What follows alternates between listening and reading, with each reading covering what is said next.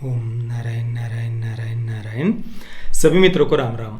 दोस्तों, अभी करीब 1.5 घंटे पहले ही मराठी फिल्म मुंशी पैटर्न का जो हिंदी रीमेक है अंतिम द फाइनल ट्रूथ, उसके ऑफिशियल ट्रेलर को रिलीज कर दिया गया है Salman Khan films YouTube channel पर। 1.5 घंटे में ट्रेलर को 10 लाख के करीब व्यूज मिले हैं, 1,40,000 लोगों ने लाइक किया है और करीब 3,500 लोगों ने ट्रेलर को डिसलाइक किया है। अंतिम को डायरेक्ट कर रहे हैं महेश मांजरेकर, वही फिल्म के को राइटर भी है। उनके साथ में अभिजीत देशपांडे, सिद्धार्थ साळवी, उन्होंने भी फिल्म की कहानी को लिखा है। महेश मांजरेकर फिल्म में हमें एक छोटी सी भूमिका में भी दिखाई देने वाले हैं। उन्होंने अभी हाल ही में, महेश मांजरेकर ने अभी हाल ही में उनकी अगली फिल्म गोडसे को भी अनाउंस किया है, जिसे देखने के लिए मैं काफ़ी उत्सुक हूँ। और नथुराम गोडसे, उनके जीवन पर आधारित एक नाट्य गांधी हत्या आणि मी, उसका भी मैंने रिव्यू किया हुआ है। अभी करीब 2 वर्ष पहले ही मैंने उसका अभी नया नाट्य ही शुरू हुआ है, तो उसके कुछ पहले शुरुआती शोज़ में से एक शो मैंने देखा था हमारे यहाँ पर, तो उसका भी मैंने रिव्यू किया है। अगर आपने नहीं देखा तो उसे अवश्य देखिए, गांधी हत्या आणि मी।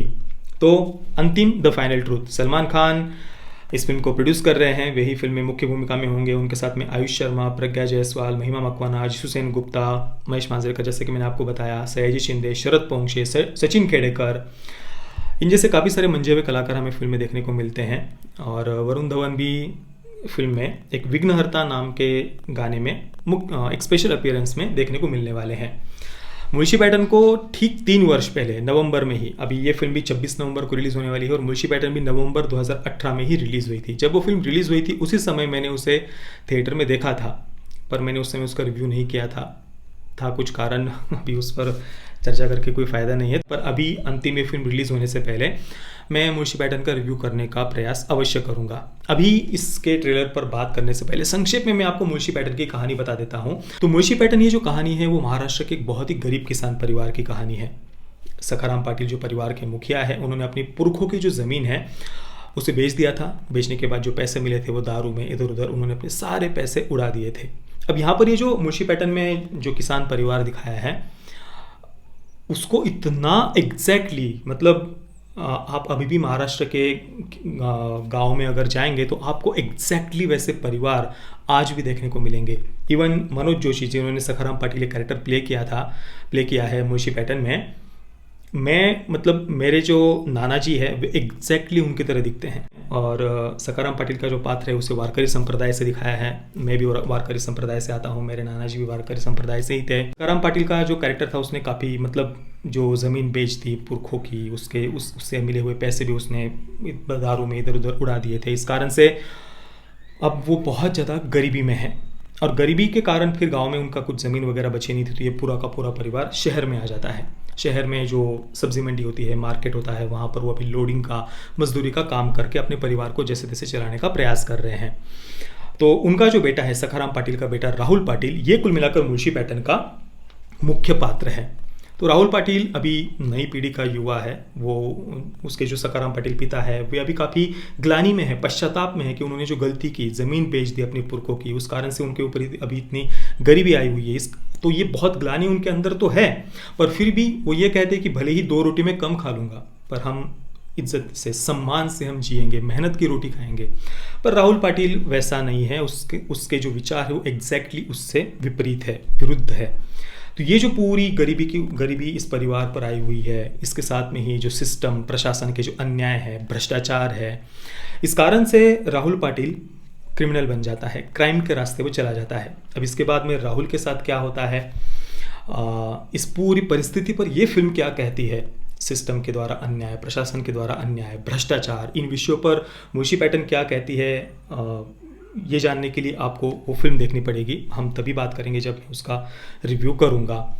इसके साथ में ही मुंशी पैटर्न में जो पुलिस ऑफिसर का कैरेक्टर था, जो यहाँ पर सलमान खान प्ले कर रहे हैं, तो मूल फिल्म में वो पुलिस ऑफिसर का कैरेक्टर इतना उस पर फोकस नहीं था जो यहाँ पर सलमान खान जो कैरेक्टर प्ले कर रहे हैं, यहाँ पर उस कैरेक्टर पर ज़्यादा फोकस है। और मूल फिल्म में जो राहुल पाटिल का कैरेक्टर था वो एक प्रकार से फिल्म का लीड कैरेक्टर था। वो बहुत सारे गलत काम करता है वहाँ पर फिर भी एक प्रकार से उसके प्रति फिल्म सिंपैथी पैदा करने में सफल होती है, भले ही वो काफ़ी सारे क्राइम करता है। और काफ़ी सटल वे में उस कैरेक्टर को फिल्म में प्रेजेंट किया गया है। पर यहाँ पर हम अंतिम को अगर देखें तो मुंशी पैटर्न का कमर्शियल वर्जन हम कह सकते हैं, और साथ में ही कैरेक्टर में जो एक टोन है उस टोन को भी थोड़ा सा उन्होंने यहाँ पर चेंज किया है। जो सलमान खान का कैरेक्टर है उसे ज़्यादा पॉजिटिव वे में ज़्यादा समय उस कैरेक्टर को दिया गया है, और जो राहुल पाटिल अंतिम में भी उस कैरेक्टर का नाम राहुल पाटिल ही रखा गया है। तो ये जो राहुल पाटिल का कैरेक्टर है वो मतलब ज़्यादा निगेटिव टोन मुझे यहाँ पर लगा, ट्रेलर में कम से कम तो यही दिख रहा है। दोस्तों, मुंशी पैटर्न फिल्म कई सारे विषयों को हमारे सामने रखने का प्रयास करती है, जैसे कि सिस्टम के द्वारा होने वाले अन्याय, भ्रष्टाचार, प्रशासन के द्वारा होने वाला अन्याय, गरीबी। एक प्रकार से गरीबी को रोमेंटिसाइज भी किया गया है, ये भी हम कह सकते हैं। इसके अलावा जो गवर्नमेंट के जो डेवलपमेंट प्रोजेक्ट्स होते हैं, सरकारी जो योजनाएं आदि होती है, उनमें जो कुछ किसानों की ज़मीन आदि चली जाती है, वो ज़मीन जाने के कारण किसानों पर कैसे एक प्रकार से अन्याय होता है, किसान परिवार कैसे बर्बाद हो जाते हैं, ये भी इस प्रकार से भी फिल्म में दिखाने का प्रयास किया गया है।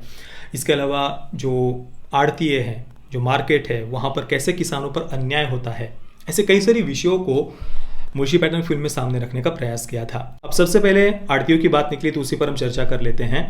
अभी मोदी सरकार जो कृषि कानून लेकर के आई है, उसके माध्यम से किसानों को इन्हीं आड़तियों के चंगुल से मुक्त करने का प्रयास किया जा रहा है। तो मुंशी पैटर्न फिल्म में ये एक सीन है जहां पर ये पूरा स्पष्ट रूप से दिखाया गया है कि किस प्रकार से इन आड़तियों के कारण, मार्केट की जो व्यवस्था है उसके कारण कैसे किसानों पर कितने ज़्यादा अन्याय होते हैं। मतलब जितना किसान, मतलब कमाई तो बहुत दूर की बात है, वो अपना अनाज वो मार्केट में लेकर के आता है, अपने जो सब्जी आदि जो कुछ भी है फसल उसकी, वो मार्केट में लेकर के आता है। वहाँ पर उसे पैसे मिलना तो छोड़िए, कई बार उसे अपनी जेब से पैसे निकाल कर देने पड़ते हैं। और अभी मैंने कुछ ही दिन पहले देखिए हमारे टमाटर का खेत का जो वीडियो डाला था, उसमें मैंने भी आपको यही बताया था। उस समय टमाटर के रेट क्या चल रहे थे पता है? 80 रुपये कैरेट, 50 रुपये कैरेट, 60 रुपये कैरेट, 50 से 80 रुपये कैरेट में ही हमारे उस समय सारे टमाटर गए थे। अब कल्पना करिए 50-60 रुपये, एक कैरेट में 20 से 21 किलो टमाटर आते हैं, उसमें ये जो 80 रुपये मिलते हैं, तो ये 80 रुपये कोई पूरे के पूरे किसान को नहीं मिलते। ये जो टमाटर होते हैं उसे तोड़ने वाले जो किसान मजदूर वगैरह खेत में आते हैं, वो एक कैरेट तोड़ने के 20 रुपये लेते हैं। इसके अलावा जो गाड़ी वाले होते हैं जो इन कैरेट को अपनी गाड़ी में भरकर मार्केट तक लेकर के जाते हैं, वो 25 रुपये पर कैरेट लेते हैं। तो 45 रुपये तो यही चले गए। मान लीजिए 50 रुपये अगर एक कैरेट का रेट किसान को मिल रहा है, तो उसमें से 45 रुपये तो उसे देना है, 5 रुपये पर कैरेट उसे केवल मिलेंगे। यानी जो खेत में तोड़ने के लिए मजदूर आते हैं ना, वो भी ज़्यादा कमाते हैं किसानों से, या जो गाड़ी वाला होता है वो अपने कैरेट लेकर के जाता है ना, वो भी ज़्यादा कमाता है। ऐसे तो किसानों के हालात हो जाते हैं। तो ये सत्य परिस्थिति है। हालांकि अभी अगर आप देखेंगे ना, तो अभी टमाटर 700 से 1000 रुपये पर कैरेट रेट उसका चल रहा है। तो ये तो समय समय का बात है, रेट कम ज़्यादा होते रहते हैं मार्केट की परिस्थिति के अनुसार। अभी हमारे जब टमाटर निकले थे तो वो केवल 50 से 80 रुपये रेट पर ही गए थे। तो मुंशी पैटर्न फिल्म में भी ये एक सीन है जहाँ पर ये दिखाया गया है कि जो गाड़ी का रेट होता है, लोडिंग जो मजदूर वगैरह होते हैं उनके जो पैसे होते हैं, और भी जो कुछ कमीशन वगैरह बीच वाले जो काट लेते हैं, आड़तियों का जो कमीशन आदि होता है, ये सब कट कुट करके ऊपर से किसानों से ही पैसे मांगे जाते हैं कि भाई ये तुमने इतनी ये फसल लेकर के आए थे, इसमें इतना ये खर्चा चला गया, वजन करने का, कमीशन का, लोडिंग का, गाड़ी वाले का वगैरह वगैरह, अब तुम्हें 500 रुपये देने हैं ऊपर से हमको। ये सत्य परिस्थिति है। इसी कारण से कई बार किसान जो टमाटर आदि होते हैं, अपनी फसल आदि होती है, वो सड़कों पर फेंक देते हैं। वो बेचकर भी क्या करेंगे मार्केट लेकर के जाकर। कई लोग टीवी में देखते हैं और उनको लगता है कि यार क्यों फेंक रहे हैं ये किसान सड़क पर वो परिस्थितियां ऐसी होती है तो ये मुंशी पैटर्न में दिखाया गया है कि कैसे आड़तियों के चंगुल से किसानों को मुक्त करना आवश्यक है। अब अंतिम में ऐसा सीन होगा नहीं होगा वो तो फिल्म रिलीज होने के बाद ही वो पता चलेगा। तो ये होगी एक आड़तियों वाली बात। दूसरा जो सिस्टम के द्वारा अन्याय, प्रशासन के द्वारा अन्याय, या फिर भ्रष्टाचार आदि, ये जो विषय है उस पर अभी हम ज़्यादा डिटेल में नहीं जाएंगे। मुंशी पैटर्न के रिव्यू में हम तब वहाँ पर बात करेंगे।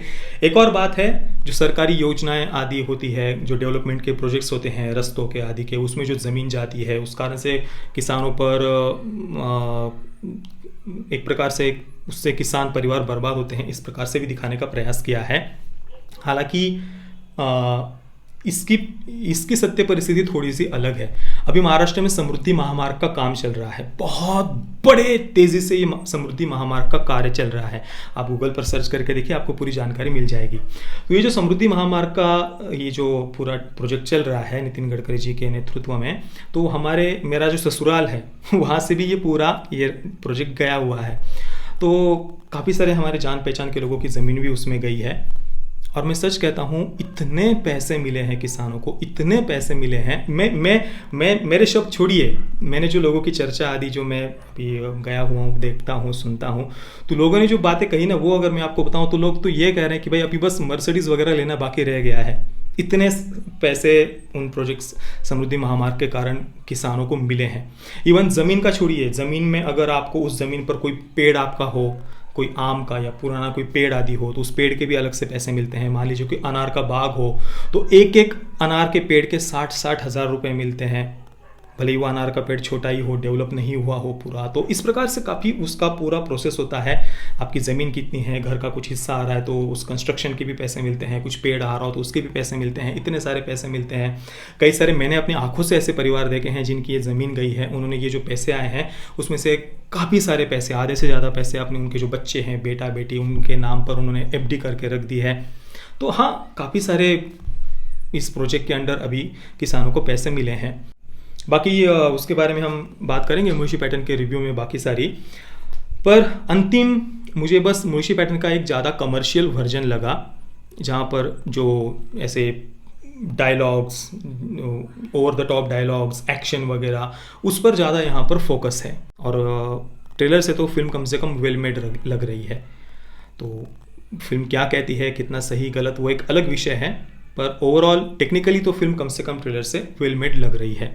तो ये थे मेरे विचार अंतिम के ट्रेलर को लेकर। बाकी आप क्या सोचते हैं, आपके क्या विचार है इस ट्रेलर के बारे में, मुझे आप नीचे कमेंट में अवश्य बताइए। और मुंशी पैटर्न फिल्म अगर आपने देखी है तो उसके बारे में भी आपके क्या विचार है, मुझे आप नीचे कमेंट में अवश्य बताना।